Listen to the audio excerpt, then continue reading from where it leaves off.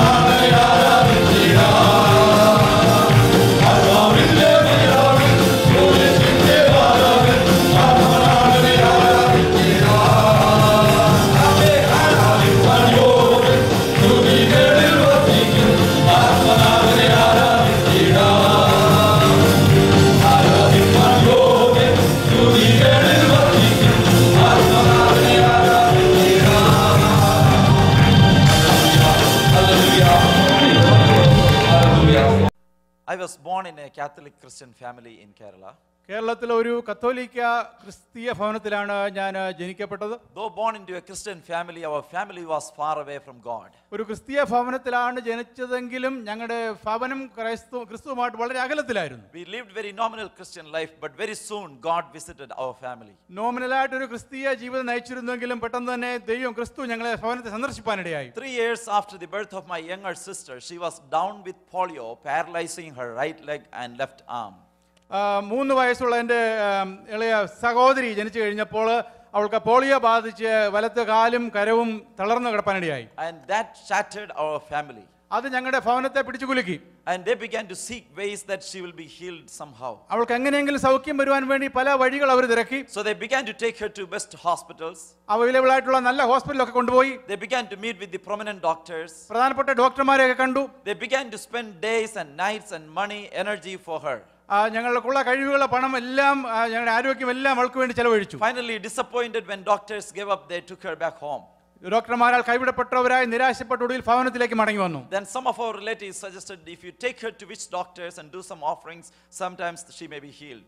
ചില ബന്ധുക്കളൊക്കെ പറഞ്ഞു തന്നു മന്ത്രവാദികളൊക്കെ പോയി കണ്ടാൽ ചിലപ്പോൾ സൗഖ്യം ഉണ്ടാകുമെന്ന്. And they did that too. അവർ അതും ചെയ്തു. And yet there was no hope. എന്നിട്ടും യാതൊരു പ്രത്യാശയും ഉണ്ടായില്ല. So while we lived in a very desperate situation, one day a man of God began to walk into our home. അങ്ങനെ വളരെ നിരാശരായി ഞങ്ങൾ ഭവനത്തിൽ കഴിഞ്ഞുകൂടുമ്പോൾ ഒരു ദൈവവൃത്യൻ അവിടെ ഭവനത്തിൽ കടന്നു വന്നു. And he was going house after house sharing gospel, distributing tracts. ട്രാക്റ്റുകളൊക്കെ കൊടുത്ത് ഭവനം തോറും കയറി ഇറങ്ങി സുവിശേഷം അറിയിച്ചുകൊണ്ട് ആ കർത്താവിന്റെ ദാസൻ വരികയായിരുന്നു. He saw our desperate need and he said, if you believe in God, you would see the glory of God. ഞങ്ങളുടെ നിരാശയുടെ അനുഭവങ്ങൾ കണ്ടിട്ട് അദ്ദേഹം പറഞ്ഞു നീ ദൈവത്തിൽ വിശ്വസിച്ചാൽ ദൈവമഹത്വം കാണും. And he said, if God created a person in his image, God also has a divine destiny. ഒരു മനുഷ്യനെ ദൈവം തന്റെ സ്വന്തം ഇമേജിൽ സൃഷ്ടിച്ചുവെങ്കിൽ ദൈവത്തിന് സ്വർഗീയ പദ്ധതി പ്ലാൻ ഉണ്ട്. Regardless of how the person is, God has a divine plan. അത് ഏതൊക്കെ രീതിയിൽ മനുഷ്യൻ പോയെന്ന് പറഞ്ഞാൽ ദൈവത്തിന് അവനെ കുറിച്ച് ഒരു പ്ലാൻ ഉണ്ട്. And in those times our family used to look down on Pentecostals, but at that point in need they were in need of seeing a savior and a healer. അതിനു മുമ്പ് വരെ ബെന്തക്കോസ്തുകാരായിട്ടുള്ളവരെ ഞങ്ങൾ വളരെ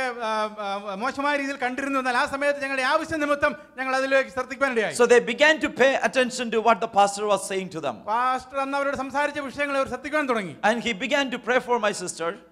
അദ്ദേഹം ഞങ്ങളുടെ എൻ്റെ സഹോദരിക്ക് വേണ്ടി പ്രാർത്ഥിച്ചു. And he kept coming back every week and he continued his sincere prayer for my sister. ആഴ്ചതോറും ആ കർത്താവിന്റെ ദാസൻ ഭവനത്തിൽ കടന്നു വരികയും എൻ്റെ സഹോദരിക്ക് വേണ്ടി വളരെ കാര്യമായി പ്രാർത്ഥിക്കുകയും ചെയ്തു. Until then she was not able to walk, she was not able to lift her left arm. ഇടത്തെ കൈ ഉയർത്തുവാനോ നടക്കുവാനോ അതുവരെ കഴിഞ്ഞിരുന്നില്ല. But after prayer we began to see changes taking place in her life. എന്നാൽ പല പ്രാവശ്യത്തെ പ്രാർത്ഥന മുഖാന്തരമായി അവളുടെ ജീവിതത്തിലെ വ്യത്യാസങ്ങൾ കണ്ടു തുടങ്ങി. Until then she was not able to get up and walk, but after prayer she began to stand up and began to walk slowly. അതുവരെ അവൾക്ക് ബെഡിൽ നിന്ന് എഴുന്നേൽപ്പാൻ കഴിഞ്ഞിരുന്ന എന്നാൽ സാവകാശം എഴുന്നേൽപ്പാൻ തുടങ്ങി. Until then she was not able to lift her arm, but after prayer she began to lift her arm. അന്നുവരെ കൈ ഉയർത്തുവാൻ കഴിഞ്ഞിരുന്നാൽ പ്രാർത്ഥനയ്ക്ക് ശേഷം കരങ്ങൾ ഉയർത്തുവാൻ സാധിച്ചു. And this miracle moved us very close to Christ and we knew our God is a living God. ഈ അത്ഭുതം ഞങ്ങളുടെ ഭവനത്തെ വ്യത്യാസപ്പെടുത്തി ഞങ്ങൾ മനസ്സിലാക്കി ഒരു ജീവിക്കുന്ന ദൈവമുണ്ടെന്ന്. Until then this God was our family God. അന്നുവരെ ഞങ്ങളുടെ ആ ദൈവം ഞങ്ങളുടെ കുടുംബ ദൈവമായിരുന്നു. You know, for nominal sake we used to be Christians and he was like our family God, nothing else. പേരുകൊണ്ട് ക്രിസ്തീയമായി എന്ന് ഭവനം അറിയപ്പെട്ടു. അങ്ങനെ ക്രിസ്തീയ ദൈവമുള്ള ഭവനമായി മാറി. But after experiencing this miracle with our own eyes, our family God became our own personal savior. എന്നാൽ അങ്ങനെ ഞങ്ങളുടെ കണ്ണുകൾ കണ്ടുകൊണ്ട് ദൈവിക പ്രവൃത്തി വെളിപ്പെട്ട് കണ്ടപ്പോൾ ഞങ്ങൾ വ്യക്തിപരമായി ദൈവത്തെ അംഗീകരിക്കാനിടയായി. So our parents accepted baptism and we began to lead a sincere Christian life thereon. മാതാപിതാക്കൾ അങ്ങനെ സ്നാനമേൽപ്പാനിടയായി തീർന്നു. അങ്ങനെ യഥാർത്ഥ വിശ്വാസികളായി തീരുവാനിടയായി. And from there on our life began to be a miracle one after another. അന്ന് മുതൽ ഞങ്ങളുടെ ജീവിതം മുഴുവനായി ഒന്ന് മുതൽ അത്ഭുതങ്ങളിലേക്ക് മാറ്റപ്പെട്ടു. Now coming from a strict Catholic tradition, it was not easy for us to step into this faith. ഒരു കത്തോലിക്ക പാരമ്പര്യ കുടുംബത്തിൽ നിന്ന് വന്നവരായതുകൊണ്ട് ഈ വിശ്വാസത്തിലേക്ക് കടന്നു വരാൻ അത്ര എളുപ്പമായിരുന്നില്ല. My mother had 2 cousins. First 2 cousins were Catholic church fathers. എൻ്റെ മാതാവിന്റെ 2 ഫസ്റ്റ് കസിൻസ് കാതോലിക്ക സമുദായത്തിലെ പുരോഹിതന്മാരായിരുന്നു. And they began to reject us and isolate us and says you began to bring a disgrace to our Catholic tradition. അങ്ങനെ ഈ വിശ്വാസ മാർഗം സ്വീകരിച്ചതുകൊണ്ട് അവരെ ഞങ്ങളെ തള്ളി പറഞ്ഞു, ഞങ്ങളെ മതത്തിന് ഒരു നാണക്കേട് ഉണ്ടാക്കിയല്ലോ എന്ന് പറഞ്ഞു. And we began to be isolated and they began to cut off the relationship one after another. അവരുമായിട്ടുള്ള ബന്ധങ്ങളൊക്കെ അവർ മുറിച്ചേർത്ത് കളഞ്ഞു. But just because our parents saw God face to face through this miracle, they began to hold on to this God. എന്നാൽ യഥാർത്ഥമായി രക്ഷകനെ നേരിൽ മുഖാമുഖം കണ്ടതുകൊണ്ട് അവർ വിശ്വാസത്തിൽ ഉറച്ചു നിന്നു. And years began to go by. വർഷങ്ങൾ കടന്നുപോയി. My sister began to grow up. എന്റെ സഹോദരി വളർന്നു. She also decided to take water baptism. അവളും ദൈവസന്നിധിയിൽ സ്നാനമേൽപ്പാൻ തീരുമാനിച്ചു. And my uncles and aunties began to say, first of all, you went to Pentecostals, so nobody is going to marry her. ആദ്യമൊക്കെ എന്റെ അങ്കിൾമാരൊക്കെ പറഞ്ഞു, നിങ്ങൾ പെന്തക്കോസ്തിൽ പോയതുകൊണ്ട് ഇനി ആരാ ഇതിനെ വിവാഹം കഴിക്കുന്നത്? And who is going to marry her from your Pentecostal church? പെന്തക്കോസ്തിൽ നിന്ന് ആരാ വന്ന് ഇനി വിവാഹം കഴിക്കാനുള്ളത്? And second, she is a disabled girl. There is no chance of marriage. രണ്ടാമത് അവൾക്ക് ബലഹീനതയുള്ളത് കൊണ്ട് കല്യാണത്തിനുള്ള സാധ്യതകളില്ല. And third, even if there is someone is willing to marry her, now she is also removing her ornaments and willing to jump into water. What is this? അത് മാത്രമല്ല, ഇപ്പോൾ അവള് ornaments എല്ലാം മാറ്റി വെള്ളത്തിൽ ചാടി ധ്യാനപ്പെട്ടു. ഇനി ആരാ So you are taking a crazy steps without knowing, thinking about the future. ഭാവിയെ കുറിച്ച് ഒന്നും ആലോചിക്കാതെ എടുത്ത ഒരു ബുദ്ധിപരമായില്ലാത്തൊരു തീരുമാനമാണല്ലോ ഇത്. So they began to speak words with their own minds and knowledge. അവരുടെ അറിവനുസരിച്ച് അവരുടെ ഹൃദയത്തിൽ തോന്നിയ കാര്യങ്ങൾ സംസാരിച്ചു തുടങ്ങി. But my sister also decided and she took water എന്നാൽ baptism. എന്റെ സഹോദരി ഉറച്ച തീരുമാനമെടുത്തു, വെള്ളത്തിൽ സ്നാനപ്പെടുവാൻ തീരുമാനിച്ചു. And as the years began to grow, this became a concern for us. വർഷങ്ങൾ കടന്നു പോയപ്പോൾ ഞങ്ങൾക്കും ഇതൊരു ഭാരമായ ചിന്തയായി തുടങ്ങി. Sometimes we also began to think, Lord, will there be a future for her? ഞങ്ങളും ചിന്തിച്ചു, ദൈവമേ ഇവക്കൊരു ഭാവി ഉണ്ടോ? Will someone from Pentecostal church would come forward to marry her? Pentecost സഭകളിൽ നിന്ന് ആരെങ്കിലും കടന്നു വന്ന് അവളെ വിവാഹം കഴിക്കുമോ? And especially my mother used to weep for her, thinking that who will look after her once they are gone. ഈ വിഷയം ഓർത്തു, ഞങ്ങളുടെ കാലം കഴിഞ്ഞാൽ ഇവളെ ആര് നോക്കുമെന്ന് ഓർത്ത് എന്റെ മാതാവ് പലപ്പോഴും കരഞ്ഞു. Until she was turned 28, there was no signs of proposals. 28 വയസ്സായും വരെയും ഒരു വിവാഹാലോചനയുടെ ലക്ഷണമൊന്നും ഉണ്ടായില്ല. But as she was turning into 29, there was a proposal. എന്നാൽ 20 അവർക്ക് 29 വയസ്സായപ്പോൾ ഒരു ആലോചന വന്നു. They liked each other and they got married within few months. ചില മാസങ്ങൾ കൊണ്ട് അവർ തമ്മിൽ ഇഷ്ടപ്പെടുകയും ആ വിവാഹം നടക്കുകയും ചെയ്തു. And this became a miracle for our family members as well as to our neighbors. ഞങ്ങളുടെ ചുറ്റുപാടുള്ളവർക്കും ഞങ്ങളുടെ ഭവനത്തിൽപ്പെട്ടവർക്കും തന്നെ അതൊരു അത്ഭുത മിറക്കിളായി മാറി. My brother-in-law is also a physically challenged person. എന്റെ അളിയനും അതുപോലെ ശരീരത്തിൽ ബലഹീനത ഉണ്ടായ ഒരാളായിരുന്നു. He fell from the top of the house. He was bedridden. Doctor said he won't survive. But in that bed he made a prayer, God, if you heal me, I will serve you. ഭവനത്തിന്റെ മുകളിൽ നിന്ന് താഴെ വീണ് ശരീരത്തിന് ബലഹീനതയായി നടക്കാൻ വയ്യാത്തൊരവസ്ഥയായിരുന്നു. എന്നാൽ കിടക്കയിൽ കിടന്ന് അദ്ദേഹം പ്രാർത്ഥിച്ച് ഇവിടെ ഉണ്ടായ ആളാണ്. And eventually he went to Bible college, and then he began to know about my sister and our family, and together now they serve God. അങ്ങനെ അദ്ദേഹം രക്ഷയിലേക്ക് കടന്നു വന്നതിന് ശേഷം ബൈബിൾ സ്കൂളിലൊക്കെ പോയി പ്രാർത്ഥിച്ചു, പഠിച്ചു. അങ്ങനെ എന്റെ സഹോദരിയുമായി വിവാഹം കഴിഞ്ഞ് അവർ രണ്ടുപേരും ശുശ്രൂഷയിലായിരിക്കുന്നു. And then people said, since both of them are physically challenged, they may not have children. Even if they have children, they also may have some physical defects. എന്നാൽ കല്യാണം കഴിഞ്ഞ ശേഷം ആൾക്കാർ ഇങ്ങനെ പറയാൻ തുടങ്ങി, ഇവർ രണ്ടുപേരും ശാരീരികമായി ബലഹീനത ഉള്ളത് കൊണ്ട് അവർ കുഞ്ഞുങ്ങളൊന്നും ഉണ്ടാകത്തില്ലായിരിക്കും. ഇനി ഉണ്ടായാൽ തന്നെ ഇവർ പേരൻസ് ഇങ്ങനെ ബലഹീനരായതുകൊണ്ട് കുഞ്ഞുങ്ങളും എന്തെങ്കിലുമൊക്കെ ക്രിപ്പിളായിട്ടുള്ളവരായിരിക്കും. But God blessed them with a handsome baby boy with like any other children without any physical defects. എന്നാൽ ദൈവം അവർക്ക് വളരെ സുന്ദരനായ ഒരു ആൺകുഞ്ഞിനെ യാതൊരു കുഴപ്പമില്ലാത്ത ദൂരമില്ലാത്ത ആൺപൈതലിനെ നൽകി അനുഗ്രഹിച്ചു. And today as a family they serve God in a place near to Kottarakara, and they pioneer a church as a family. ഇപ്പോൾ അവരെ കൊട്ടാരക്കരയ്ക്ക് അടുത്ത് പുതിയ ഒരു സഭ തുടങ്ങി അവിടെ വേല ആരംഭിച്ച് പ്രവർത്തിക്കുന്നു. And more than they speak from the word of God, their life speaks to people as the goodness of the Lord through their lives. ദൈവത്തിന്റെ വചനത്തിലൂടെ പറയുന്നതിനെക്കാട്ടിലുപരിയായി അവരുടെ ജീവിതത്തിലൂടെ ദൈവത്തിന്റെ കാര്യം അവരെ വിളിച്ചു പറയുന്നു. My mother, I used to see that she used to weep for my sister. എന്റെ സഹോദരിക്ക് വേണ്ടി എന്റെ മാതാവ് നിലവിളിച്ചുകൊണ്ടിരുന്നു ഞാൻ പറഞ്ഞല്ലോ.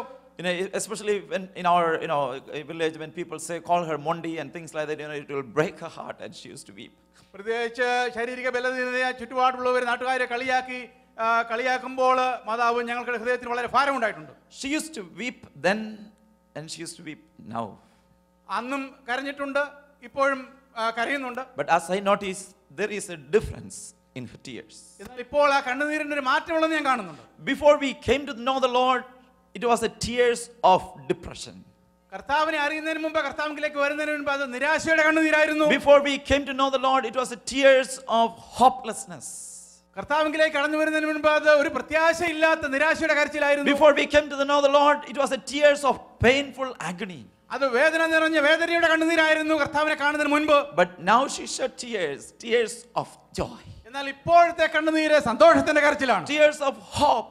പ്രത്യാശയുള്ള കരച്ചിലാണ്. And now she says, it's good it happened to my daughter. Because of her, we could know and taste and see the goodness of the എന്റെ Lord. മകൾക്ക് അങ്ങനെ സംഭവിച്ചത് ഓർത്ത് ഞാൻ ഇപ്പോൾ സന്തോഷിക്കുന്നു. അതുകൊണ്ടാണ് ഞങ്ങൾക്ക് ദൈവത്തെ കാണുവാൻ കഴിഞ്ഞതെന്ന് ഓർത്ത് സന്തോഷിക്കുന്നു. With tears, she would say, if this had not happened to my daughter, we would have lived a nominal Christian life and died as an unknown Christian. ഇപ്പോഴത്തെ കണ്ണുനീരിന്റെ കാരണം എന്റെ മകൾക്ക് ഇങ്ങനെ സംഭവിച്ചില്ലായിരുന്നെങ്കിൽ ഞങ്ങൾ വെറും ഒരു സാധാരണ ക്രിസ്ത്യാനികളായ ജീവിതം കഴിഞ്ഞേനെമല്ലോ എന്നോർത്താണ്. This is true that the Bible says our God is a God who turns our mournings into dancing.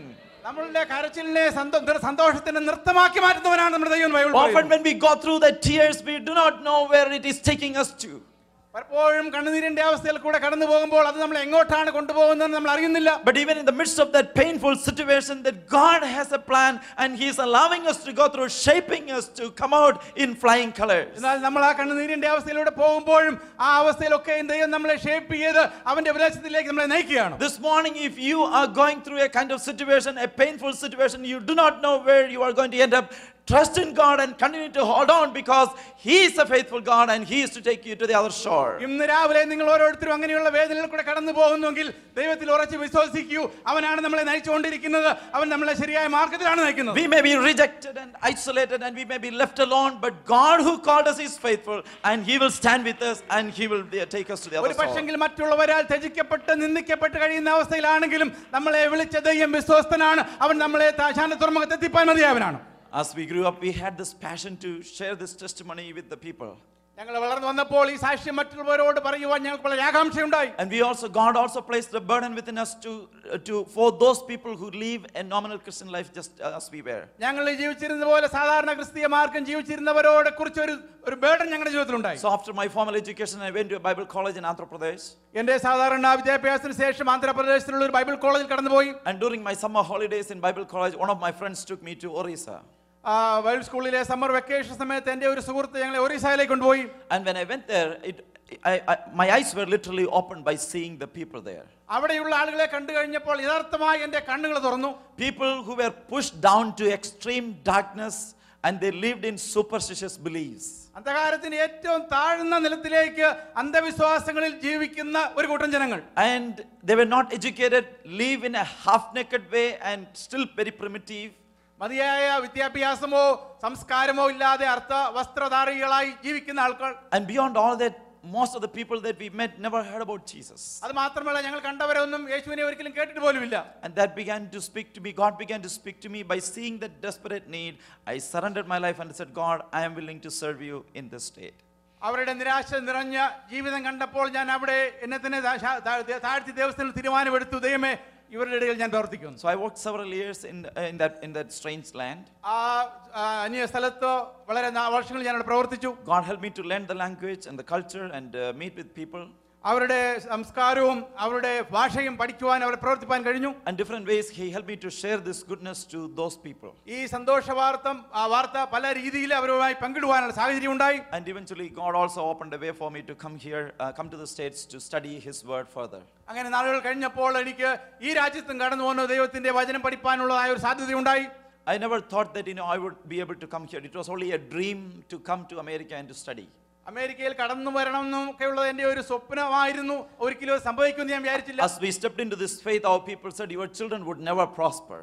ഞാൻ ഇവിടെ കടന്നു വന്നപ്പോൾ എന്നോട് പറഞ്ഞു, എൻ്റെ കുഞ്ഞുങ്ങൾ ഒരിക്കലും സമൃദ്ധിയുള്ളവരായി തീരത്തില്ല. Now when my parents took a step of faith, our Catholics began to talk to them and said, your children will not have any future. എൻ്റെ മാതാപിതാക്കളുടെ ദൈവസന്നിധിയിൽ സ്നാനമേറ്റ ഈ മാർഗ്ഗത്തിലേക്ക് വന്നപ്പോൾ എൻ്റെ ബന്ധുക്കളൊക്കെ പറഞ്ഞു, നിന്റെ കുഞ്ഞുങ്ങളൊന്നും ഒരിക്കലും അഭിവൃദ്ധിയുള്ളവർ തീരത്തില്ല. And they said they won't have any future. അവർക്ക് ഭാവിയേ ഇല്ല എന്ന് പറഞ്ഞു. But God who called us began to stand with us. He is the one who began to hold my hand. He began to lead us step by step. എന്നാൽ ഞങ്ങളെ വിളിച്ച ദൈവം അവൻ വിശ്വസ്തനായിരുന്നു. അവനാണ് ഞങ്ങളുടെ കരം പിടിച്ച് സ്റ്റെപ്പ് ബൈ സ്റ്റെപ്പ് ആയിട്ട് ഇത്രത്തോളം കൊണ്ടുവന്നത്. And even when I came to America, there was no one to help, no one to be beside me.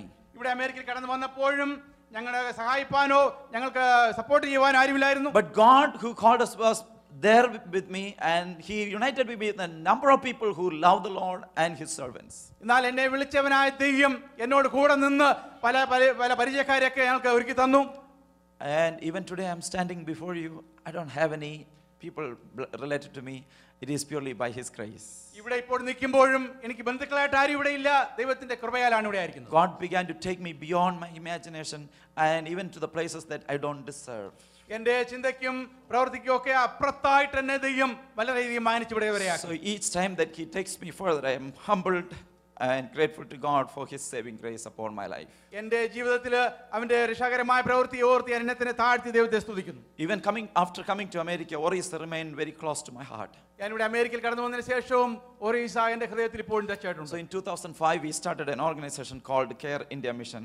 2005 care India mission എന്ന ഒരു സംഘടന ഞങ്ങൾ ഉണ്ടാക്കി. So after coming here, as God began to bless me financially, I began to invest in the land of Orissa, and we support several missionaries there.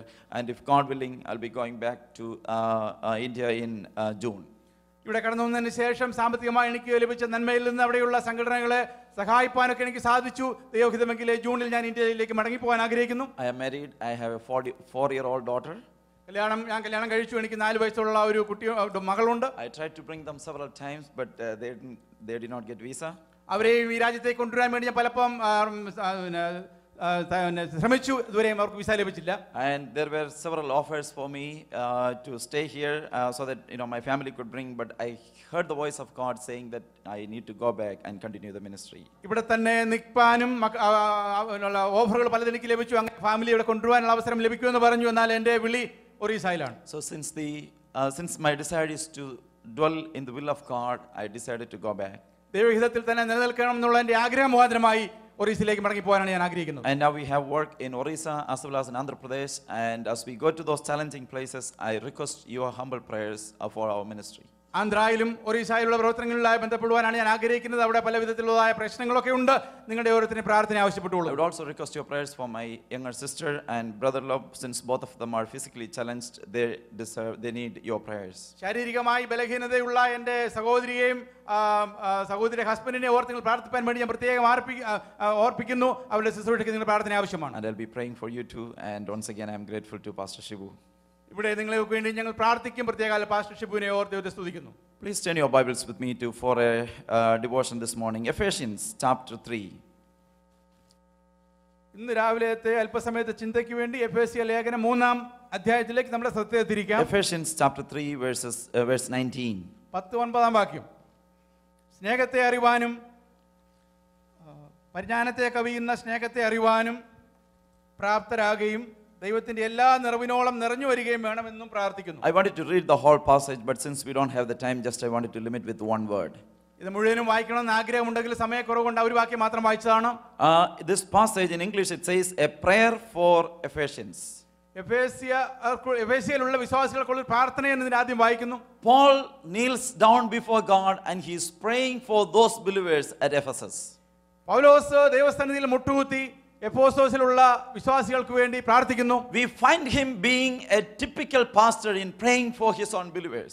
തന്റെ വിശ്വാസികൾക്ക് വേണ്ടി വേദനപ്പെടുന്ന ഒരു സാധാരണ പാസ്റ്ററായിട്ട് പൗലോസിനെ ഇവിടെ കാണുന്നു. I said a typical pastor because often he was away from the believers, yet he was kneeling down before God and he is praying for them. ഞാൻ പറഞ്ഞൊരു സാധാരണ പാസ്റ്റർ എന്ന് പറഞ്ഞത് പൗലോസ് പലപ്പോഴും ഈ സഭയിലെ വിശ്വാസികളിൽ നിന്ന് അകലത്ത് കഴിഞ്ഞിരുന്നുവെങ്കിലും അവരെ ഹൃദയത്തിൽ വഹിച്ച് അവർക്ക് വേണ്ടി പ്രാർത്ഥിക്കുന്ന pastor. Sometimes he was locked up, yet ignoring his pain, setting aside his own struggles, he is kneeling down and he is praying for his own believers. പലപ്പോഴും വിശ്വാസികളിൽ നിന്ന് തനിക്ക് പല വിധത്തിലുള്ള വേദനകൾ ഉണ്ടായിരുന്നു, തടവിലാക്കപ്പെട്ടുവെങ്കിലും ആ വേദനകളെയൊക്കെ മറന്ന് തന്റെ വിശ്വാസികളെ ഓർത്ത് അവർക്ക് വേണ്ടി പ്രാർത്ഥിക്കുന്ന pastor. And in this passage there are 7 important requests he brings before God as he is praying for them. അവർക്ക് വേണ്ടി പ്രാർത്ഥിക്കുമ്പോൾ ദൈവസന്നിധിയിലെ വളരെ പ്രധാനപ്പെട്ട 7 വിഷയങ്ങളാണ് പൗലോസ് കൊണ്ടുവരുന്നത്. As the time permits, I would like to highlight 1 or 2 this morning. 1-2 വിഷയങ്ങൾ പ്രധാനമായി എടുത്തു പറയുവാൻ ഞാൻ ആഗ്രഹിക്കുന്നു. One is found in verse 19. 1:19 വാക്യത്തിൽ വായിക്കുന്നുണ്ട്. It says to know this love that surpasses the knowledge. പരിജ്ഞാനത്തെ കവിയുന്ന ക്രിസ്തുവിന്റെ സ്നേഹത്തെ. He says my believers should know the love of Jesus. ഓ എൻ്റെ വിശ്വാസികളെ ക്രിസ്തുവിന്റെ സ്നേഹത്തെ നിങ്ങൾ അറിയണം. And he doesn't stop with that. അവിടെ കൊണ്ട് നിർത്തുകയല്ല. He is illustrating that love of Jesus and says the love of Jesus is surpassing the knowledge. അതുകൊണ്ട് പറഞ്ഞ് സ്നേഹമെന്ന് പറഞ്ഞ് നിർത്തുകയല്ല, അത് എങ്ങനെയുള്ള സ്നേഹമെന്ന് വിശദീകരിച്ച് പരിജ്ഞാനത്തെ കവിയുന്ന ക്രിസ്തുവിന്റെ സ്നേഹമെന്ന് പറയുന്നു. And this struck my mind. I began to ponder more on this passage. അതെന്റെ വിഷയം എന്റെ ഹൃദയത്തിൽ തറച്ചു. ഞാൻ അതിനെക്കുറിച്ച് കൂടുതലായിട്ട് ചിന്തിപ്പാൻ തുടങ്ങി. What is this love that Paul is talking about? പൗലോസ് പറയുന്ന ഈ സ്നേഹം എന്താണ്? He says love of Jesus that goes beyond our human knowledge. നമ്മുടെ മാനുഷിക ബുദ്ധിയെ കവിയുന്ന ക്രിസ്തുവിന്റെ സ്നേഹം. Love that cannot be measured with our intellectual power. നമ്മുടെ ജ്ഞാനം കൊണ്ടോ ബുദ്ധി കൊണ്ടോ അളക്കാൻ കഴിയാത്ത സ്നേഹം. We cannot comprehend the love of Jesus with our highly intellectual knowledge. വളരെ ബുദ്ധിയേറിയ നമ്മുടെ ജ്ഞാനം കൊണ്ട് ക്രിസ്തുവിന്റെ സ്നേഹത്തെ അളക്കാൻ കഴിയത്തില്ല. And to illustrate that, he further says that the love of Jesus, it's we cannot measure this. വീണ്ടും പുറകോട്ട് താഴെ വായിക്കുമ്പോൾ വായിക്കുന്നുണ്ട് നമുക്ക് അളക്കാൻ കഴിയും അളവില്ലാത്ത സ്നേഹമെന്ന്. So in a verse before that, he says that the love, how long and to grasp, how wide and long, how high and deep is the love of Jesus. ഈ യേശുവിന്റെ സ്നേഹം എത്രമാത്രം ആഴവും വീതിയും ഉയരവും ഉള്ളതാണെന്ന്. So he is talking about the depth of Jesus' love. യേശുവിന്റെ സ്നേഹത്തിന്റെ ആഴത്തെ കുറിച്ച് പറയുന്നു. And often when he thinks that the believers know only a glimpse of this love. പൗലോസിന് അറിയാം തന്റെ വിശ്വാസികൾക്ക് ഈ യേശുവിന്റെ സ്നേഹത്തിന്റെ ഒരു ദർശനം മാത്രമേ So ഉണ്ടായിട്ടുള്ളൂ. he is praying that God lead them to enter into that deeper relationship with Christ. ഇവിടെ പൗലോസ് പ്രാർത്ഥിക്കുന്ന ദൈവമേ ഈ വിശ്വാസികളെ നിന്റെ സ്നേഹത്തിന്റെ ആഴത്തെ കുറിച്ച് മനസ്സിലാക്കി കൊടുക്കണമേ. Lead them to know the depth of Jesus' love that goes beyond our knowledge. നമ്മുടെ ജ്ഞാനത്തിന്റെ അപ്പുറത്തേക്ക് കിടക്കുന്ന യേശുവിന്റെ സ്നേഹത്തിന്റെ ആഴത്തെ മനസ്സിലാക്കാൻ കഴിയണമേ. To understand the better picture, I began to look into the life of Jesus. How did Jesus demonstrate this love when he was on this earth? യേശുവിന്റെ സ്നേഹത്തിന്റെ ആഴം ഒന്നുകൂടെ മനസ്സിലാക്കാൻ വേണ്ടി ഞാൻ യേശുവിനെ കുറിച്ച് മനസ്സിലാക്കാൻ തുടങ്ങി. We know that Jesus had disciples. നമുക്കറിയാം യേശുവിന് ശിഷ്യന്മാരുണ്ടായിരുന്നു. Whom did Jesus select as his disciples? ആരെയാണ് യേശു ശിഷ്യന്മാരെ തിരഞ്ഞെടുത്തത്? He goes after the very ordinary people. വെറും സാധാരണക്കാരെ ആൾക്കാരെയാണ് യേശു തിരഞ്ഞെടുത്തത്. People even from the very lowest strata of society. ആ സമൂഹത്തിലെ താഴ്ന്ന രീതിയിൽ ജീവിച്ചിരുന്നവര്. One day he was going beside the seashore. ഒരിക്കൽ കടൽക്കരയിൽ കൂടെ യേശു പോയിക്കൊണ്ടിരുന്നപ്പോൾ He saw some sitting in a boat preparing their nets. അവരെ വലനാക്കിക്കൊണ്ടിരുന്ന ചിലരെ കണ്ടു. He called them. യേശു അവരെ വിളിച്ചു. And they left their net and they began to follow Jesus. അവരെ പടകും വലയും ഉപേക്ഷിച്ച് അവർ യേശുവിനെ പിന്തുടർന്നു. Walking a little further, he saw some other people casting their net into the lake. പിന്നെയും യാത്ര തുടർന്നപ്പോൾ ചിലര് കടലിലേക്ക് വല എറിയുന്നവരെ കണ്ടു. He called them to follow him and they followed him too. യേശു അവരെയും വിളിച്ചു, എന്നെ പിന്തുടരാൻ പറഞ്ഞു, അവരും പിന്തുടർന്നു. So why did Jesus make these poor fishermen as his disciples? എന്തുകൊണ്ടാണ് യേശു ഈ സാധാരണക്കാരായ സാധുക്കളായ ആൾക്കാരെ ശിഷ്യന്മാരായി സ്വീകരിച്ചത്? Was it because there were no well-educated people? അവിടെ വിദ്യാഭ്യാസം ഉണ്ടായിരുന്നവരില്ലായിരുന്നോ? Was it because there were no influential people? അവിടെ സ്വാധീനമുള്ള ആൾക്കാരൊക്കെ ഇല്ലായിരുന്നോ? I believe it was his deliberate choice to shame the wise. He chose these foolish people. ജ്ഞാനികളായവരെ ലജ്ജിപ്പാൻ വേണ്ടി മാത്രമാണ് അവൻ ഈ മൂഢന്മാരായിട്ടുള്ളവരെ തിരഞ്ഞെടുത്തതെന്ന് ഞാൻ വിശ്വസിക്കുന്നു. Humanly thinking, if someone wants to share his message to the entire globe, he would look for people of his own caliber. നമ്മൾ സാധാരണ മാനുഷികമായി ചിന്തിച്ചാൽ ഈ ഭൂലോകം മുഴുവൻ സുവിശേഷം അറിയിക്കണമെങ്കിൽ തന്റെ കൂട്ടബുദ്ധിയും ജ്ഞാനമുള്ളവരെ മാത്രമേ തിരഞ്ഞെടുക്കത്തുള്ളൂ. He would look for people who are influential in society. സമൂഹത്തിൽ അല്പമൊക്കെ സ്വാധീനമുള്ളവരെ മാത്രമേ തിരഞ്ഞെടുക്കത്തുള്ളൂ. He would have a selecting process and he will, they will have to go through an interview and he will select them after a long interview. തിരഞ്ഞെടുക്കപ്പെടുന്ന ചില process ഒക്കെ ഉണ്ടാക്കി interview ഒക്കെ നടത്തി മാത്രമേ തിരഞ്ഞെടുക്കത്തുള്ളൂ. But contrary to that, here is Jesus goes after the humble folks in society and he makes them to be his own disciples. എന്നാൽ അതിനൊക്കെ എതിരായിട്ട് ഇവിടെ ഇതാ യേശു കടന്നു പോകുന്ന വഴിയിൽ കണ്ട സാധാരണക്കാരായ ആൾക്കാരെ തന്റെ ശിഷ്യന്മാരായി തിരഞ്ഞെടുത്തിരിക്കുന്നു. What was Jesus doing by doing this? അതുമൂലം എന്താണ് ഇവിടെ യേശു ചെയ്തത്? Jesus was loving the unloved ones in society. ആരാലും സമൂഹത്തിൽ സ്നേഹിക്കപ്പെടാത്ത ആൾക്കാരെ സ്നേഹിച്ചു കാണിക്കുക. Jesus goes after the unlovables in society and he loves them and he makes them to be his disciples. സമൂഹത്തിൽ സ്നേഹം ലഭിക്കാതെ കഴിയുന്നവരെ അങ്ങോട്ട് സ്നേഹിച്ച് അവരെ ശിഷ്യന്മാരാക്കി തീർത്ത യേശു. When Paul began to think about this love, he says we cannot comprehend this love of Jesus with our mind. ഈ സ്നേഹത്തെ കണ്ടിട്ടാണ് പൗലോസ് പറയുന്നത് നമ്മുടെ മാനുഷിക ജ്ഞാനം കൊണ്ട് ഈ സ്നേഹത്തെ അളക്കാൻ കഴിയത്തില്ല. By tradition the society has set a boundary for this fisherman. സമൂഹത്തിന്റെ നിലവാരം വെച്ച് ചില ബൗണ്ടറീസ് ഉണ്ട് ഈ മുക്കുവന്മാരെ കൊണ്ട്. They set a boundary that their life was limited between the seashore and the marketplace. ചന്തയിലും ഈ കടൽ തീരം കൊണ്ട് തീരേണ്ട ജീവിതമാണ് ഈ ഫിഷർമാന്റേത്. And these are the people who often go through double disadvantages in their life. അവരുടെ ജീവിതത്തിൽ മറ്റുള്ളവരെക്കാട്ടിൽ ഇരട്ടിയായിട്ടുള്ളതായ പോരായ്മകളുള്ളവരാണ്. When they go to the sea, the tsunamis and other natural calamities affect them and they die. കടലിൽ ഉണ്ടാകുന്ന tsunami അതുപോലുള്ള ദുരന്തങ്ങളെല്ലാം ഇവർക്ക് നേരെ വരികയും അവരെ മരിക്കുകയും ചെയ്യും. They are the one affected first. അവരെയാണ് ആദ്യം ബാധിക്കുന്നത്. And when they go to the marketplace, people scold them. എന്നിട്ട് ചന്തയിൽ ചെന്നാലോ അവിടെ ആൾക്കാർ ഇവരെ പുച്ഛിച്ച് നോക്കും. People curse them and they haven't experienced the love. അവരെ അവിടെ നോക്കി ഇവരെ കേഴ്സ് ചെയ്യും. അവിടെയും സ്നേഹം കിട്ടിയിട്ടില്ല. But Jesus began to look after those people and Jesus began to love those unloved in society. എന്നാൽ അങ്ങനെയുള്ളവരെ നോക്കി, ആ സ്നേഹം കിട്ടാത്തുള്ളവരെ നോക്കി സ്നേഹിച്ചവനാണ് നമ്മുടെ യേശു. And now the love of Jesus helps them to break down the walls of limitations, and love of Jesus helps them to go beyond where they can go. സ്ഥലത്തിന്റെ പരിമിതികളെ അവരെ ലംഘിച്ചുകൊണ്ട് യേശുവിന്റെ സ്നേഹം അതിനപ്പുറത്തേക്ക് അവരെ കൊണ്ടുപോയി. And just because Jesus loved them, eventually these fishermen became the history makers of the world. യേശു അവരെ സ്നേഹിച്ചതുകൊണ്ട് ചരിത്രം സൃഷ്ടിച്ച വ്യക്തികളായി ഈ ശിഷ്യന്മാർ തീർന്നു. It all began with the love of Jesus. ഇതെല്ലാം തുടങ്ങിയത് യേശുവിന്റെ സ്നേഹത്തിൽ നിന്നാണ്. They were not worthy of love. അവർ സ്നേഹത്തിന് യോഗ്യരല്ല. They were longing for love, but no one loved. അവർ സ്നേഹത്തിന് വേണ്ടി കൊതിച്ചു, ഒരിക്കലും സ്നേഹം കിട്ടിയവരല്ല. But Jesus began to look after those unlovables and he began to love them. അങ്ങനെ സ്നേഹം നഷ്ടപ്പെട്ട് ലഭിക്കാത്തവരെ നോക്കി സ്നേഹിച്ചവനാണ് യേശു. Today we love everyone. ഇന്ന് നമ്മൾ എല്ലാവരെയും സ്നേഹിക്കുന്നു. It is easy for us to love our own people. നമ്മുടെ തന്നെ ആൾക്കാരെ സ്നേഹിപ്പാൻ എളുപ്പമാണ്. It's easy to love people who speak our same language. നമ്മുടെ സ്വന്തം മാതൃഭാഷ സംസാരിക്കുന്നവരോട് സ്നേഹിപ്പാൻ എളുപ്പമാണ്. Easy to love people who attend the same church. ഒരു സഭയിൽ കൂടുന്ന വിശ്വാസികളെ സ്നേഹിപ്പാൻ എളുപ്പമാണ്. Easy to love people who have the same status of job as I am. എൻ്റെ ജോലി പോലെ തന്നെ സെയിം സ്റ്റാറ്റസിലുള്ളവരെ സ്നേഹിപ്പാൻ എളുപ്പമാണ്. But how about loving someone who are outside of these boundaries? എന്നാൽ ഈ ബൗണ്ടറിക്ക് അതിനപ്പുറത്തുള്ളവരെ സ്നേഹിക്കുന്ന കാര്യം എങ്ങനെ ഇരിക്കുന്നു? How about loving someone who is unloved in society? ആ സമൂഹത്താൽ എല്ലാവരും തള്ളപ്പെട്ട് സ്നേഹിക്കപ്പെടാതെ കിടക്കുന്നവരെ സ്നേഹിക്കുക. When our dear ones celebrate birthdays, we buy a big gift and we give to them. നമ്മുടെ പ്രിയപ്പെട്ടവർക്ക് ബർത്ത്ഡേ ഒക്കെ ഉള്ളപ്പോൾ നമ്മൾ ഗിഫ്റ്റ് ഒക്കെ വാങ്ങിച്ച് അവരെ കൊണ്ട് കാണും കൊടുക്കും. Because we know that tomorrow when I celebrate, I get a bigger gift than that. കാരണം നമുക്കറിയാം നാളെ എനിക്കും ബർത്ത്ഡേ വരും, എനിക്ക് ഇതുപോലെ വലുത് കിട്ടും. When my cousin comes to my home, I make a room for him because I know tomorrow when I go for vacation, he will sacrifice his room for me. എൻ്റെ കസിൻ ഞങ്ങളുടെ ഭവനത്തിൽ visit ചെയ്യുമ്പോൾ ഞാൻ അവന് വേണ്ടി നല്ല എൻ്റെ room ഒരുക്കി കൊടുക്കും. കാരണം ഞാൻ അടുത്ത ദിവസം അവിടെ ചെല്ലുമ്പോൾ എനിക്ക് റൂം തരും. When our friends are in need of ride, we give ride because we know when tomorrow I am in need, he will give me a ride. നമ്മുടെ സുഹൃത്തുക്കൾക്ക് ആർക്കെങ്കിലും ഒരു റൈഡ് വേണമെങ്കിൽ നമ്മൾ കൊടുക്കും. കാരണം നാളെ നമുക്കും അങ്ങനെ ആവശ്യം വന്നാൽ അവർ ചെയ്യുമെന്ന് നമുക്കറിയാം. We love people based on a condition.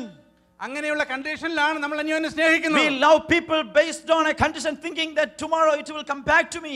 നാളെ എനിക്ക് ഇതേ ആവശ്യം വരുമെന്നുള്ള കണ്ടീഷൻ വെച്ചാണ് നമ്മൾ പലരെയും സ്നേഹിക്കുന്നത്. But Jesus shows an example here to love an unlovable one without any condition, unconditional love. എന്നാൽ യാതൊരു കണ്ടീഷനും വെക്കാതെ സ്നേഹിക്കപ്പെടാത്തവരെ സ്നേഹിച്ചവനാണ് യേശു. And Paul now kneels down and says, Lord, that is the love. When I think about that love, that goes beyond. My mind just blows out. I cannot just imagine with our mind. ആ സ്നേഹത്തെ ഓർത്താണ് പൗലോസ് പറയുന്നത്. ഞാൻ ചിന്തിക്കുമ്പോൾ എനിക്ക് ചിന്തയ്ക്കും ബുദ്ധിക്കും അപ്പുറത്തുള്ള യേശുവിന്റെ സ്നേഹം. So the love of Jesus moved him to love the unlovables in society. അങ്ങനെ യേശുവിന്റെ സ്നേഹമാണ് അവനെയും സ്നേഹിക്കപ്പെടാത്തവരെ സ്നേഹിപ്പാൻ തക്കവണ്ണം മാറ്റിയത്. And not only that, the love of Jesus moved him to touch the untouchables too.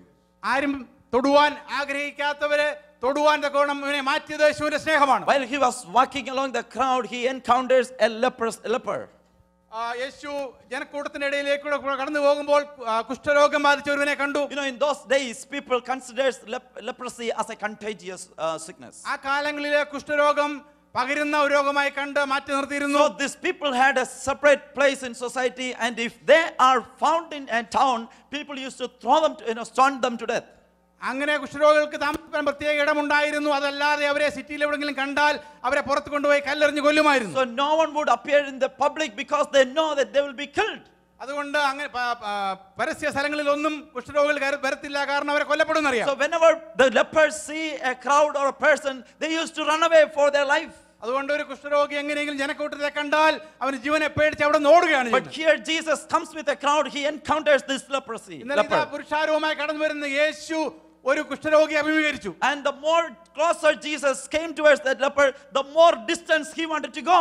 എന്നാൽ യേശു അടുത്ത് വരുന്തോറും ഈ കുഷ്ഠരോഗി മാറി മാറി പോകാൻ വേണ്ടി പോയി. Because he couldn't imagine someone coming close to him and touching him. ഓ, ആരെങ്കിലും അടുത്ത് വന്നാൽ എന്നെ തൊടുമോ എന്ന് പേടിച്ച് അവൻ ഓടുകയാണ്. But understanding his helplessness, Jesus reached out his hand and touched him. അവന്റെ നിസ്സഹായ അവസ്ഥ കണ്ടിട്ട് യേശു കരം നീട്ടി അവനെ തൊട്ടു. And the moment he touched, the leper was healed. യേശു തൊട്ട നിമിഷം തന്നെ കുഷ്ഠരോഗിക്ക് സൗഖ്യമുണ്ടായി. The love of Jesus moved him to touch that untouchable. ഓ, യേശുവിന്റെ സ്നേഹമാണ് ആരാലും തൊടുവാൻ സാധിക്കാത്ത വ്യക്തിയെ തൊടുവാൻ സാധിച്ചത്. And when Jesus touched, not only his external disease is healed, but he was also set free from the wounded psyche he was suffering from.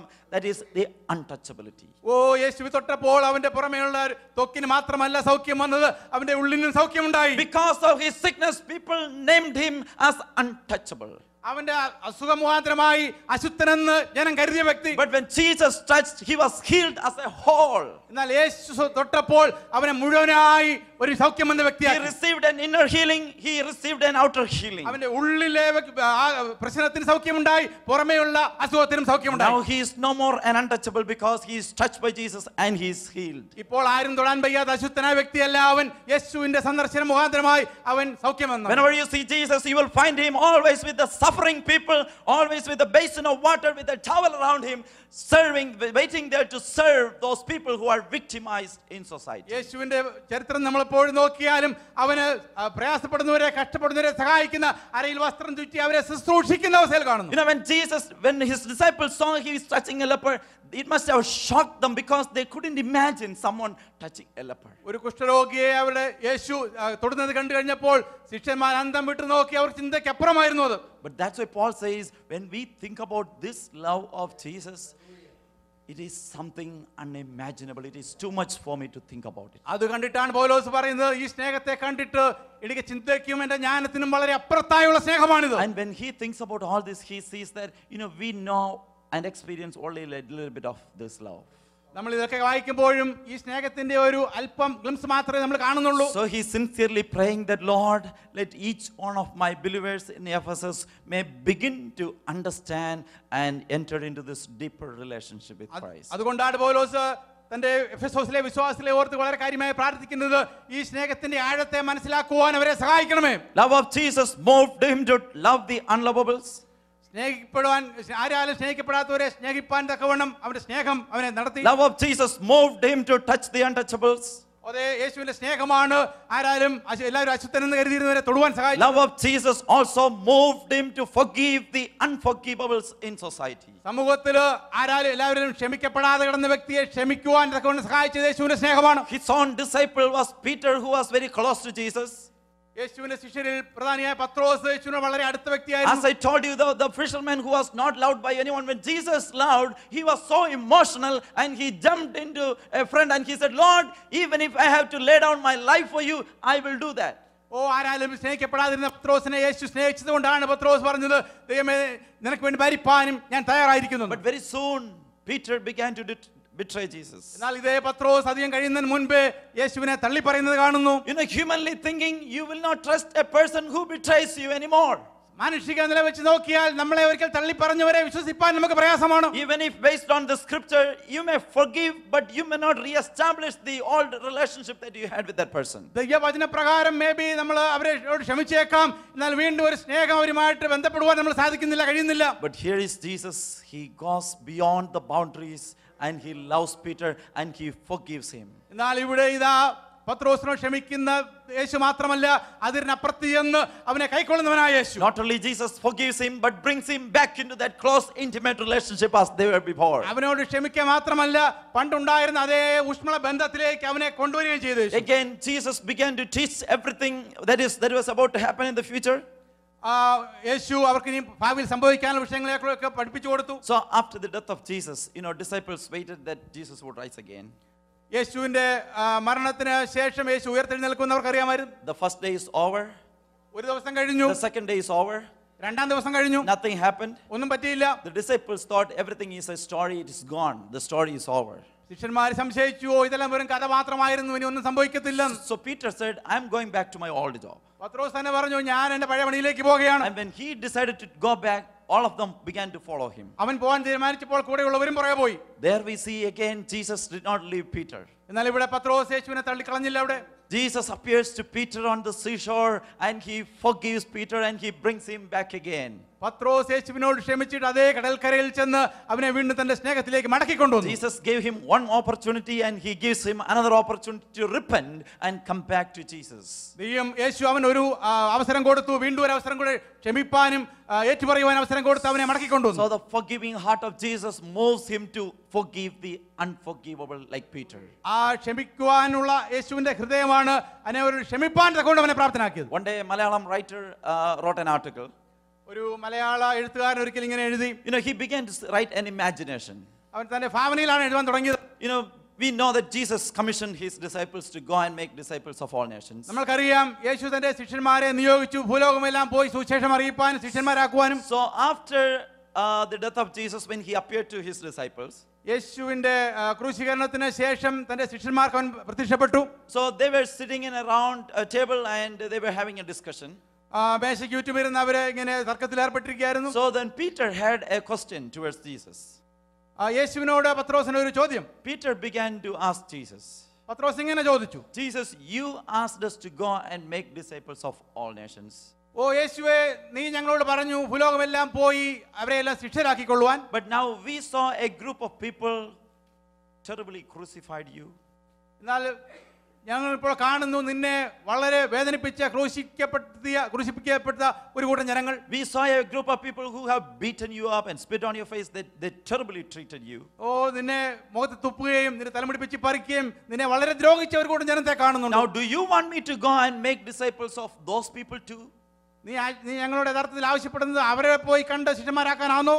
Do you want us to go and share this gospel to those people who have beaten you up? നിന്നെ ഉപദ്രവിച്ചവരടുത്ത് എന്ന് ഈ സുവിശേഷം പറയാനാണോ എന്ന് ഞങ്ങളോട് പറഞ്ഞിരിക്കുന്നത്? Do you mean that you want us to take this gospel to those people who made a crown of thorns and placed on your head? ഓ മുള്ളുകൊണ്ട് ഒരു മുൾക്കിരീടം നിന്റെ തലയിൽ വെച്ചവരുടെ അടുത്ത് പോയി ഈ സുവിശേഷം പറയാനാണോ നീ പറയുന്നത്? So Peter began to throw questions one after another to Jesus. പത്രോസ് ഇങ്ങനെ ചോദ്യങ്ങൾ ഒന്നിനു പുറകെ ഒന്നായി ചോദിപ്പാൻ തുടങ്ങി. Now the whole crowd became silent. They were waiting for a response from Jesus. ഓ എല്ലാരും ഇങ്ങനെ നിശബ്ദരായിരിക്കുകയാണ്, യേശു എന്താ പറയാൻ While പോകുന്നത്? all of them were quiet, Jesus began to respond to the questions of Peter. യേശു പത്രോസിന്റെ ചോദ്യത്തിന് ഇങ്ങനെ പ്രതികരിച്ചു. So Jesus began to tell them, yes, Peter, I want you to go and find out every single one of them who have beaten me up and tell them that I am ready to forgive them. ഓ പത്രോസേ, അതെ, നീ എന്നെ ഉപദ്രവിച്ച ഓരോരുത്തരെയും തെരഞ്ഞു പിടിച്ച് ഞാൻ നിങ്ങളോട് ക്ഷമിച്ചിരിക്കുന്നു എന്ന് നീ പറയണം. Yes, go and find out every single one of them who have spit on my face and tell them that I am ready to kiss them on their cheek. ഓ പത്രോസേ, എന്നെ മുഖത്ത് തുപ്പി ഓരോരുത്തരെയും നീ പോയി തെരഞ്ഞു പിടിച്ച് കണ്ടു പറയണം, ഞാൻ അവരുടെ മുഖത്ത് ചുംബിപ്പാൻ ആഗ്രഹിക്കുന്നു. Go and find out every single one of them who made a crown of thorns and placed on your head. Tell them I am ready to forgive them. Not only that, I am ready to place a crown of life on their head. ഓ എന്റെ തലയിൽ മുൾക്കിരീടം വെച്ചടിച്ചവരെ അവിടെ ചെന്ന് കണ്ടുപിടിച്ചിട്ട് പറയണം, ഞാൻ അവരോട് ക്ഷമിക്കുന്നു എന്ന് മാത്രമല്ല അവരുടെ തലയിൽ ജീവന്റെ കിരീടം വെപ്പാനും ആഗ്രഹിക്കുന്നു. Though it's an imagination, this powerfully speak of the forgiving heart that Jesus was carrying in his heart. ഇതൊരു ഭാവനയായിരുന്നുവെങ്കിലും യേശുവിന്റെ ക്ഷമിക്കുന്ന ഹൃദയത്തെയാണ് ഇവിടെ കാണിക്കുന്നത്. The love of Jesus moved him to forgive those unforgivables in society. ഓ സമൂഹത്തിലെ ക്ഷമിക്കപ്പെടാത്ത വ്യക്തികളോട് ക്ഷമിക്കുന്ന യേശുവിന്റെ സ്നേഹം. Jesus not only asked us to love our enemies, but he began to show us through his very life. നമ്മൾ ശത്രുക്കളോട് സ്നേഹിക്കാൻ നമ്മളെ പഠിപ്പിക്കുക പറയുക മാത്രമല്ല, അവന്റെ ജീവിതം കൊണ്ട് അവൻ കാണിച്ചു തരികയും ചെയ്തു. He did not just leave a theory and went away, but he began to show us through his very life, and he now asks us to forgive the unforgivables. ഓ ചില തിയറികൾ പറഞ്ഞു തന്നിട്ട് കടന്നുപോയവനല്ല നമ്മുടെ യേശു, അവന്റെ ജീവിതം കൊണ്ട് അത് കാണിച്ചു തന്നിട്ട് നമ്മളും അതുപോലെ ചെയ്യുവാനാണ് പറയുന്നത്. Today we are sitting here just because we are the recipients of his forgiveness, his love and his touch. അവന്റെ സന്ദർശനവും അവന്റെ ക്ഷമയും അവന്റെ സ്നേഹവും അനുഭവിച്ചവരായതുകൊണ്ടാണ് ഇന്നിവിടെ ഇരിപ്പാൻ നമുക്ക് കഴിയുന്നത്. If Jesus had not entered into our life, we would have been somewhere else. ഓ യേശു നമ്മുടെ ഹൃദയത്തിൽ വന്നില്ലായിരുന്നെങ്കിൽ നമ്മൾ ഇന്ന് വേറെ എവിടെയൊക്കെ ആയിരിക്കുമായിരുന്നു. But once we experience all the power and the goodness of God, do we have any right to keep grudge against our own friend and dear believer? എന്നാൽ യേശുവിന്റെ സ്നേഹവും നമ്മുടെ ഉള്ളിൽ വന്നതുകൊണ്ട് നമ്മൾ മറ്റാർക്കും എതിരെ വിദ്വേഷം വെച്ചുകൊണ്ടിരിക്കാൻ കഴിയത്തില്ല. When Paul began to look at the church at Ephesus, people come and worship and listen to God and they go away. It's a beautiful church. പൗലോസ് എഫെസോസിലെ സഭയെ നോക്കുമ്പോൾ അവർ വിശ്വാസത്തിൽ കടന്നു വരുന്നു, ആരാധിക്കുന്നു, വർഷിപ്പ് ചെയ്ത് സന്തോഷത്തോടെ മടങ്ങി പോകുന്നു. വളരെ നല്ല സഭ. But when he began to see the church, he began to see a sad reality. എന്നാൽ യഥാർത്ഥ അവസ്ഥയിലേക്ക് കടന്നു ചെന്നപ്പോൾ ദുഃഖകരമായ അവസ്ഥ അവൻ കണ്ടവിടെ. There were also people who don't talk each other in the same church. ആ സഭയിൽ അന്യോന്യം മിണ്ടാത്തവരുണ്ടായിരുന്നു. They come and worship God. അവർ വന്നു ആരാധിച്ചു പോകുന്നു. They take they participate the Lord's Supper. കർത്താവിന്റെ മേശയിൽ അവർ പങ്കെടുക്കുന്നുണ്ട്. Yet they keep grudge against one another. എന്നാൽ അന്യോന്യം വിദ്വേഷം ഉള്ളിൽ വെച്ച് വെക്കുന്നവർ. There is bitterness towards their pastor and leaders and one another. പാസ്റ്ററോടോ മറ്റേ കൂട്ട വിശ്വാസികളോടോ വിദ്വേഷം വെച്ചിരിക്കുന്നവർ. Without the forgiving spirit, they are bound like in a prison in a bitter root of this unforgiveness. യേശുവിന്റെ സ്നേഹം അവരിൽ ഇല്ല എങ്കിൽ ഒരു തടവിലായിരിക്കുന്ന അവസ്ഥയിലാണ് അവർ ഇപ്പോഴും ആയിരിക്കുന്നത്. And when Paul began to see, no, this is not the way our church is supposed to be. അത് കണ്ടിട്ട് പൗലോസ് പറയുന്നു, ഇങ്ങനെ എല്ലാ സഭ പോകേണ്ടത്. When people see the church, they should see a real heaven on this earth. സഭയെ കാണുമ്പോൾ യഥാർത്ഥ സ്വർഗ്ഗം ഇറങ്ങി വന്ന അവസ്ഥയാണ് സഭയിൽ ഉണ്ടാകേണ്ടത്. Our church in Ephesus should reflect the heavenly experience in this place. സ്വർഗീയ അനുഭവമാണ് എഫെസോസിലെ സഭയുടെ ഉള്ളിൽ ഉണ്ടാകേണ്ടത്. So when the non-Christians and others see this church, they should see, wow, how wonderful to be like brothers live together in unity. അക്രൈസ്തവരെ ജാതികള് ഇത് കടന്നു വന്ന് കാണുമ്പോൾ എത്രയോ നല്ല അനുഭവമാണ് സഭയ്ക്കുള്ളിലായിരിക്കുന്നത്. So he is deeply moved in his heart and he is praying, Lord, let my believers may experience this love of Jesus. അതുകൊണ്ട് പൗലോസിന്റെ ഹൃദയം തകർന്ന് വളരെ വേദനപ്പെട്ടാണ് പറയുന്നത്, ദൈവമേ നിന്റെ സ്നേഹത്തിന്റെ ആഴം മനസ്സിലാക്കുവാൻ ഇവരെ സഹായിക്കണമേ. My friends, if there is anyone this morning keeping a grudge against one another, God is asking you to release forgiveness to that person. പ്രിയ സഹോദര സഹോദരി, ഇവിടെ ഇരിക്കുന്ന നിങ്ങളിൽ ആർക്കെങ്കിലും നിങ്ങളുടെ കൂട്ടു സഹോദരനോടോ സഹോദരിയോടോ എന്തെങ്കിലും പിണക്കമോ വിദ്വേഷമുണ്ടെങ്കിൽ നീ അവരോട് ക്ഷമിക്കണം. If God has forgiven us unconditionally, we do not have any right to keep grudge against one another. Condition ഇല്ലാതെ ദൈവം നമ്മുടെ പാപങ്ങളെ നമ്മളോട് ക്ഷമിച്ചുവെങ്കിൽ ആർക്കെതിരെയും വിദ്വേഷം വെച്ചുകൊണ്ടിരിക്കാൻ നമുക്ക് കഴിയത്തില്ല. And Jesus asked us to love our enemies and he showed to us through his very life. ശത്രുക്കളെ സ്നേഹിപ്പാൻ യേശു നമ്മളോട് പറഞ്ഞു, അവന്റെ ജീവിതം കൊണ്ട് അവൻ കാണിച്ചു തരികയും ചെയ്തു. That is the very reason we find him towards the end of his life laying on the cross, stretched out his arms, and with the pain and agony of his life he is praying to God, God forgive those criminals because they do not know what they were doing. അതുകൊണ്ട് മാത്രമാണ് ക്രൂശിൽ തന്റെ കരങ്ങളെ നീട്ടി വേദന കൊണ്ട് കരയുമ്പോഴും അവൻ പറഞ്ഞത്, ദൈവമേ ഇവർ ചെയ്യുന്നത് ഇവർ എന്തെന്നറിയായികയാൽ ഇവരോട് ക്ഷമിക്കണമെന്ന്. So he didn't just ask us to forgive our enemies, but he showed to us by forgiving those criminals who have crucified him. തന്റെ നമ്മുടെ ശത്രുക്കളോട് ക്ഷമിക്കണമെന്ന് പറയുക മാത്രമല്ല ചെയ്തത്, ക്രൂശിലെ വേദനയിലും അവൻ തന്റെ ജീവിതം കൊണ്ട് തന്റെ ശത്രുക്കളോട് ക്ഷമിച്ചു കാണിച്ചു തന്നു. And he showed us first, and he now says that, follow me, do the things that I was doing. അവൻ കാണിച്ചു തന്നു, ഇപ്പോൾ നമ്മോട് പറയുന്നത് എന്നെ അനുഗമിക്കൂ, ഞാൻ കാണിച്ചു തന്നത് ചെയ്യൂ. It may be very hard on us to take initiative. We may think that the other person did a harm. Let her come to me. I didn't do anything. ഒരു പക്ഷെങ്കിൽ നമുക്ക് ആദ്യം അത് ചെയ്യുവാൻ പ്രയാസം തോന്നും, ഞാനല്ലല്ലോ ഒന്നും ചെയ്തത്, മറ്റേ ആളാണല്ലോ ചെയ്തത്, അവൻ ആദ്യം ചെയ്യട്ടെ. But Jesus shows us an example to take initiative to go to that person and forgive. എന്നാൽ യേശു ഇവിടെ നമുക്ക് മാതൃക കാണിച്ചിരിക്കുകയാണ്. അവൻ തന്നെ ആദ്യം ഇനിഷ്യേറ്റീവ് എടുത്ത് മറ്റേയാളിന്റെ അടുത്ത് പോയി ക്ഷമിപ്പാൻ തയ്യാറായി. If we follow Jesus, let us follow him sincerely. നമ്മൾ യേശുവിനെ അനുഗമിക്കുന്നുവെങ്കിൽ അത് യഥാർത്ഥമായി നിഷ്കളങ്കതയോടെ ചെയ്യാൻ ശ്രമിക്കുക. If we claim to be true Christians, let us do the things that Jesus did to others. നമ്മൾ സത്യ ക്രിസ്ത്യാനി എന്ന് പറയുവാൻ ആഗ്രഹിക്കുന്നുവെങ്കിൽ യേശു ചെയ്തതുപോലെ ചെയ്യൂ. When we come to worship God, let our church be a true church representing heaven on this earth. നമ്മൾ ദൈവത്തിന്റെ സഭയിൽ കടന്നു വന്ന് ദൈവത്തെ ആരാധിക്കുമ്പോൾ അത് സ്വർഗ്ഗത്തിലെ സ്വർഗീയ സഭയുടെ അനുഭവമായി മാറട്ടെ. A little boy went to Jesus and asked him, Jesus, tell me, how much do you love me? ഒരു ചെറിയ കുട്ടി യേശുവിന്റെ അടുത്ത് ചെന്ന് ചോദിച്ചു, ദൈവമേ യേശുവേ നീ എന്നെ എത്രമാത്രം സ്നേഹിക്കുന്നു? And more than his ordinary words could explain, he stretched out his arms on the cross and told him, I love you this much, and he died. യേശു തനിക്ക് വാക്കുകൾ കൊണ്ട് വിവരിക്കുന്നതിനേക്കാൾ ഉപരിയായിട്ട് തന്റെ കരങ്ങളെ നീട്ടാന്നേരത്രേ നീട്ടിയിട്ട് പറഞ്ഞു, ഇത്രത്തോളം എന്ന് പറഞ്ഞ് അവൻ തന്റെ ജീവനെ വിട്ടു. And now Paul kneels down before that cross and he says that, Lord, let my people may experience this love. ഇപ്പോൾ പൗലോസ് ഇവിടെ മുട്ടുകുത്തി പറയുകയാണ്, ആ സ്നേഹം എന്റെ ഈ വിശ്വാസികളെന്ന് മനസ്സിലാക്കട്ടെ. The unending love. അതിരുകളില്ലാത്ത സ്നേഹം.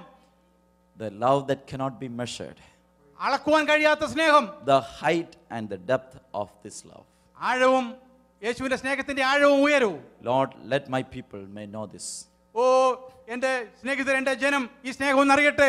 I want to tell you very quickly one more request. He says that, first of all, he says that they should know this love. ഒന്നാമത് അവൻ പറയുന്നു അവർ ഈ സ്നേഹം അറിയണം. രണ്ടാമത് And in verse 17, he says that they should be deeply rooted and established in this love. അവര് ഈ സ്നേഹത്തിൽ അടിയുറക്കപ്പെട്ടവര് വേരൂന്നിയവരായിരിക്കണം. First of all, he is praying that they should know this love. ഒന്നാമത് അവർ ഈ സ്നേഹം അറിയണം. And now when he began to think about them, he knows that they knew this love long ago. പിന്നെ ചിന്തിച്ചപ്പോഴാണ് പൗലോസിന് മനസ്സിലായത് ഈ സ്നേഹം കുറെ നാളുകൾക്ക് മുമ്പേ അവർക്ക് അറിയാമായിരുന്നല്ലോ. And they follow this Christ for generations. അവർ തലമുറകളായി ഈ യേശുവിനെ പിന്തുടർന്നവരാണല്ലോ. But yet this love is not evident in their day-to-day life. എന്നാൽ അവരുടെ ദൈനംദിന ജീവിതത്തിൽ അത് ദൃശ്യമാകുന്നില്ല. So he is praying that just head knowledge is not enough. അതുകൊണ്ടാണ് പൗലോസ് പ്രാർത്ഥിക്കുന്നത് അവരുടെ ജ്ഞാനം മാത്രം പോരാ. It should go one step down deep into their heart. അത് അവരുടെ ഹൃദയത്തിന് ഉള്ളിലൊന്ന് പതിയണം. And each of their lives should be based and centered and deeply rooted in this love. ഈ സ്നേഹത്തിൽ വേരൂന്നിയതായിരിക്കണം അവരുടെ ഓരോരുത്തരുടെയും ദൈനംദിന ജീവിതം. So that the characteristics of Jesus will be manifested through their day-to-day life. അവരുടെ ദൈനംദിന ജീവിതത്തിലൂടെ യേശുവിന്റെ സ്വഭാവങ്ങൾ കാണിക്കുന്നവരായിരിക്കണം. So his humble desire, Lord God, my people may know the love of Jesus. പൗലോസിന്റെ യഥാർത്ഥ ആഗ്രഹം ഈ യേശുവിന്റെ സ്നേഹത്തെ എന്റെ ജനം അറിയണമേ. And second, let them be deeply rooted and established in this love. രണ്ട്, അവരുടെ ജീവിതം യഥാർത്ഥമായി ഈ സ്നേഹത്തിൽ വേരൂന്നിയതായിരിക്കട്ടെ. So that as they are deeply rooted in this love, the love of Jesus would be reflected in through their lives. യേശുവിന്റെ സ്നേഹം അവരുടെ ഹൃദയത്തിൽ വേരൂന്നിയിരിക്കുന്നത് കൊണ്ട് അവരുടെ ജീവിതം യേശുവിന്റെ സ്നേഹം വിളിച്ചു പറയുന്നതായിരിക്കട്ടെ. That is his dream for his believers. പൗലോസിന്റെ dream അതായിരുന്നു. I began to think, if I was a pastor, I would have prayed, Lord, let my believers be a top believer in the city of Ephesus. ഞാനായിരുന്നു പാസ്റ്ററെങ്കിൽ ചിലപ്പോൾ ഇങ്ങനെ പ്രാർത്ഥിച്ചേനേമായിരുന്നു. എന്റെ ദൈവമേ, എന്റെ വിശ്വാസികൾ എഫെസോസിലെ ഏറ്റവും ഉയർന്നവരായിരിക്കട്ടെ. Let my believers may own the best house in this city. എന്റെ വിശ്വാസികൾ ഈ സിറ്റിയിലെ ഏറ്റവും വലിയ വീട് സ്വന്തമാക്കട്ടെ. Let my believers own a better car in this city. എന്റെ വിശ്വാസികൾ ഈ പട്ടണത്തിലെ നല്ല കാറുകൾ ഉപയോഗിക്കട്ടെ. Let the non-Christians may see my believers and they may know, if you follow Jesus, this will happen. എന്റെ ഈ പട്ടണത്തിലെ അക്രൈസ്തവർ കാണട്ടെ, അവർ യേശുവിനെ പിന്തുടർന്നാൽ ഇതുപോലെ വലിയ വലിയ കാര്യങ്ങൾ കിട്ടുമെന്ന്. But the desire of Paul is not for the material blessings of the believers. എന്നാൽ പൗലോസിന്റെ യഥാർത്ഥ ആഗ്രഹം ഈ ലോകത്തിലെ ഭൗതിക നന്മകളെ കുറിച്ചല്ല. He goes beyond to pray for the foundational things that the believers should know and experience in their life. വിശ്വാസി അവന്റെ ജീവിതത്തിൽ അറിയേണ്ടതും അനുഭവിക്കേണ്ടതുമായ അടിസ്ഥാന വിഷയങ്ങളാണ് അവൻ പ്രാർത്ഥിക്കുന്നത്. So that he knew that as they seek ye first the kingdom first, everything will be added unto them. അവൻ ആഗ്രഹിക്കുന്നത് അവർ യഥാർത്ഥമായി ദൈവരാജ്യം ആദ്യം അന്വേഷിക്കുന്നുവെങ്കിൽ ഇതെല്ലാം അവരെ പിന്തുടരുമെന്ന്. If they know Jesus the way they're supposed to know, God would give the car that they need. യേശുവിനെ അവർ അറിയേണ്ടതുപോലെ അറിഞ്ഞാൽ അവർക്ക് ആവശ്യമുള്ള കാർ യേശു തരും. If they know Jesus the way they're supposed to know, God would give a material house that is needed. യേശുവിനെ അറിയുന്നതുപോലെ അവർ ജീവിച്ചാൽ യേശു അവർക്ക് ആവശ്യമുള്ള ഭവനം കൊടുക്കും. But if they miss the foundational thing, their life will be miserable and they will end in tragedy. എന്നാൽ അടിസ്ഥാന വിഷയങ്ങൾ മറന്നുപോയി കഴിഞ്ഞാൽ അവരുടെ ജീവിതം വളരെ പരിതാപകരമായി തകർന്നു പോകും. He is praying for this very foundational thing in their Christian life, and he says, Lord, let my people may know this love. ഈ അടിസ്ഥാന വിഷയങ്ങളെ ഓർത്താണ് പൗലോസ് പ്രാർത്ഥിക്കുന്നത്. ദൈവമേ, നിന്റെ സ്നേഹം അറിയുവാൻ ഇവർ കഴിയണമേ. And let their life be deeply rooted and established in this love, nothing else. അവരുടെ ജീവിതം ആഴത്തിൽ നിന്റെ സ്നേഹത്തിൽ വേരൂന്നിയതായി തീരട്ടെ. So that he knows that once they are deeply rooted and established in this love, their talk will be different. ഈ സ്നേഹത്തിൽ അടിസ്ഥാനപ്പെടുത്തി വേരൂന്നിയതാണ് അവരുടെ ജീവിതമെങ്കിൽ അവരുടെ വാക്കുകൾ വ്യത്യാസമായിരിക്കും. If their foundation is on this love, there will be an evidence in their church. ഈ അടിസ്ഥാനത്തിലാണ് അവരുടെ ജീവിതമെങ്കിൽ അവരുടെ സഭ വ്യത്യാസമായിരിക്കും. The relationship will be better in families and in churches, in workplace. ജോലി സ്ഥലത്ത്, ഭവനത്തില്, സഭയില് ബന്ധങ്ങൾ വ്യത്യാസമായിരിക്കും. So with that great dream, he is kneeling down before God. Lord, let my people may know this love. ആ വലിയ ദർശനത്തോടെ സ്വപ്നത്തോടെയാണ് അവൻ മുട്ടുകുത്തി പ്രാർത്ഥിക്കുന്നത്. ഈ സ്നേഹം എന്റെ വിശ്വാസികൾ അറിയട്ടെ. And then he says, Lord, let them be deeply rooted and established in this love. ഈ സ്നേഹത്തിൽ വേരൂന്നി അടിസ്ഥാനമുള്ളവരായി എന്റെ വിശ്വാസികളൊന്നാകട്ടെ. We know this love. നമുക്കറിയാം ഈ സ്നേഹം. We experience this love. ഈ സ്നേഹം നമ്മൾ അനുഭവിച്ചിട്ടുണ്ട്. But let our prayer be, Lord, I want to demonstrate this love in my day-to-day life here on. എന്റെ ദൈനംദിന ജീവിതത്തിൽ ഇന്ന് മുതൽ ഈ സ്നേഹം വെളിപ്പെടുത്തുന്ന ഒരു ജീവിതമായി തീരട്ടെ എന്ന് പ്രാർത്ഥിക്കുന്നു. You gave me opportunities after opportunities. You gave me a number of chances. I went back, but Lord, I'm willing to come back and restart my life on this foundational truth. ദൈവമേ, നീ എനിക്ക് അനേക സാഹചര്യങ്ങൾ ഒരുക്കി ഞാൻ പിന്നെ പുറകോട്ട് പോയി എനിക്ക് വീണ്ടും ഒരു സാഹചര്യം തരണം. Let our church be a true church representing heaven on നമ്മുടെ സഭകൾ സ്വർഗീയ സഭയുടെ ഒരു മാതൃകയായി മാറട്ടെ. May God bless each one of us to reflect the love of Christ through our day-to-day life. യേശുവിന്റെ സ്നേഹം നമ്മുടെ ജീവിതത്തിലൂടെ വെളിപ്പെടുവാൻ തക്കവണ്ണം നമ്മളെ ഓരോരുത്തരും ഒരുക്കട്ടെ എന്ന് പറഞ്ഞുകൊണ്ട് വാക്കുകൾ അവസാനിപ്പിക്കുന്നു.